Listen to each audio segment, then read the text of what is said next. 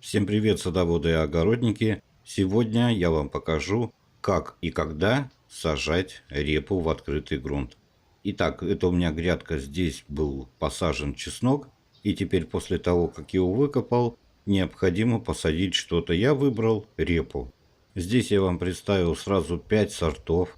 Это у нас белая ночь, дуняша, кормилица, белая ночь и русский размер.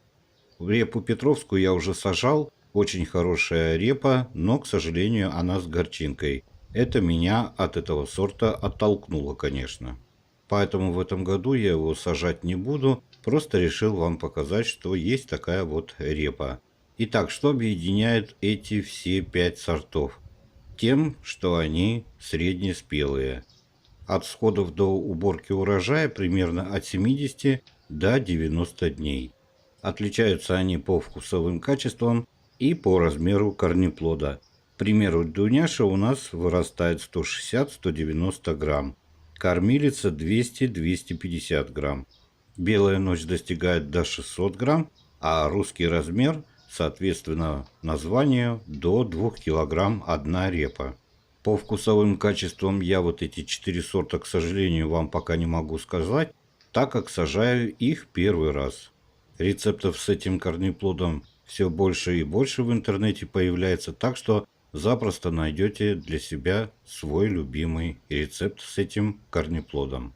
Когда сажать репу? Для северных регионов я рекомендую сажать в первой декаде июля, так как там холода наступают раньше.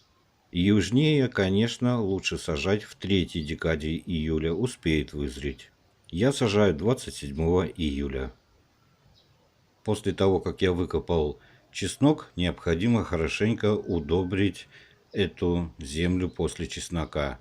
Я ее перекопал уже и теперь добавляю сюда на 1 квадратный метр 1 литр золы. То есть берем литровую банку, насыпаем туда золы и разбрасываем на 1 квадратный метр. Этого будет достаточно.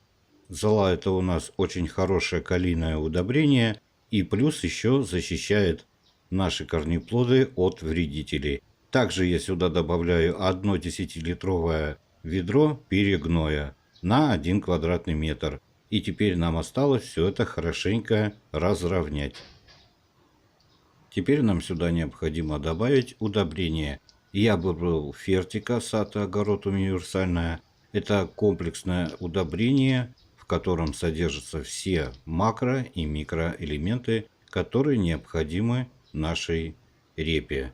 Тем более, что здесь у нас рос чеснок, и он всю землю, естественно, истощил. Необходимо обязательно удобрить. На 1 квадратный метр я добавляю 100 грамм фертики. После того, как мы добавили все удобрения, необходимо заделать это удобрение в почву. Я перекапываю теперь землю в пол лопаты, чтобы у нас все удобрение осталось в верхних слоях почвы. После того, как я перекопал, теперь разровнял, обязательно производим обильный полив. Это делается для того, чтобы земля у нас уплотнилась, осела и исчезли все пустоты. Теперь я начинаю делать бороздки. Бороздки я делаю простой обычной доской на глубину примерно 1 сантиметр. Больше не стоит сажать, так как репе будет тяжелее всходить. Расстояние между бороздками я делаю 30 сантиметров, этого будет достаточно.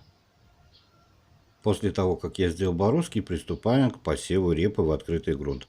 Вот так выглядят семена репы, очень мелкие черные семена. И теперь начинаем их разбрасывать по бороздке, которую мы сделали за счет палки. Расстояние между семенами при посеве стараемся держать 1 сантиметр. Пусть она лучше чаще взойдет, чем у нас будут пустые места, если семена не прорастут. Поэтому я всегда стараюсь сажать немножко гуще.